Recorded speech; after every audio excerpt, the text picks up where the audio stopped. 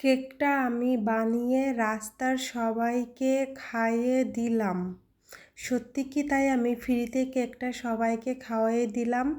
Hello everyone, আসসালামু আলাইকুম। Dream cake house Shariatpur পেজে সকলকে স্বাগতম। আজ আমি একটা অদ্ভুত স্টোরি বলবো আমার এক স্পেশাল ক্লায়েন্টের।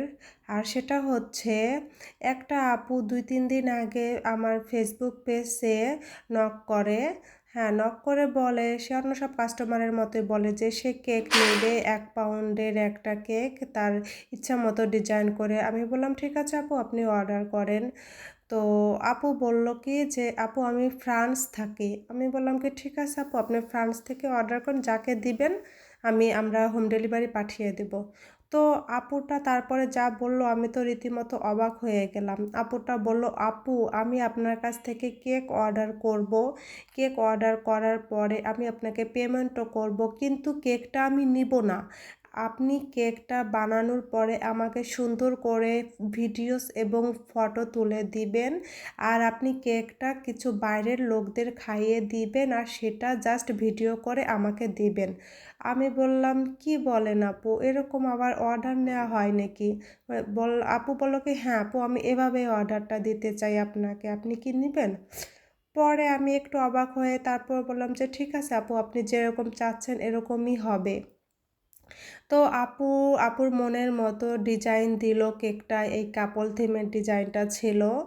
আর আপু বলল একটা ক্যালেন্ডার বানিয়ে দিতে, তো আমি সেটাও দিলাম।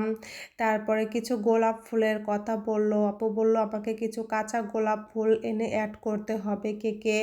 আমি বললাম ঠিক আছে আপু। আপু গোলাপের জন্য আলাদা করে পেমেন্টও করে দিল। তো তারপর আরও একটা ছিল, সেটা হলো চিরকুট। সে চিরকুটটাও আপু দিয়েছিল কেকের উপরে রাখার জন্য। হয়তো আপু তার কোনো স্পেশাল মানুষের জন্যই কেকটা অর্ডার করেছে, কিন্তু আফসোস আপু, আমি তো আমার যেহেতু ক্লায়েন্ট, আমি এত কিছু তো আর তাদের পার্সোনাল বিষয়ে জিজ্ঞেস করতে পারি না। তো আমি বলেছিলাম আপু এরকম কেন অর্ডার দিচ্ছেন আপনি? তো আপু বলল, আপু একজন আমার জীবন থেকে হারিয়ে গেছে, তারই উদ্দেশ্যে কেকটা বানানো। তো আপু ক্যান্ডেল জ্বালিয়েও ভিডিও করতে বলেছিল, আমি সেটাই করলাম। তো সব শেষে আপুকে অনেকভাবে ভিডিও করে দিয়েছি, ছবি তুলে দিয়েছি। তো এখন হলো যে রাস্তায় কিছু লোক থাকে, তাদেরকে খাওয়ানোর পালা। তো আমি ঘর থেকে কেকটা কেটে নিয়ে রাস্তায় নিয়ে সবাইকে খাইয়ে দিলাম। আর আপু কিন্তু আমাকে কেকটা অর্ডার করার পরপরই বিকাশে ফুল পেমেন্টটা করে দিয়েছিল। কেউ ভাববেন না যে আমি ফ্রিতে কেকটা বা আমার কাস্টমার কেক নেয়নি এই জন্য খাওয়াচ্ছি, কারণ এটাই ছিল আমার কাস্টমারের ডিমান্ড। তো আমি সেটাই তার ডিমান্ডটা পূরণ করলাম।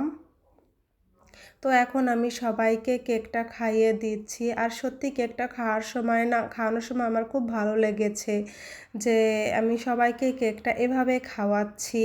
তো সবাইকে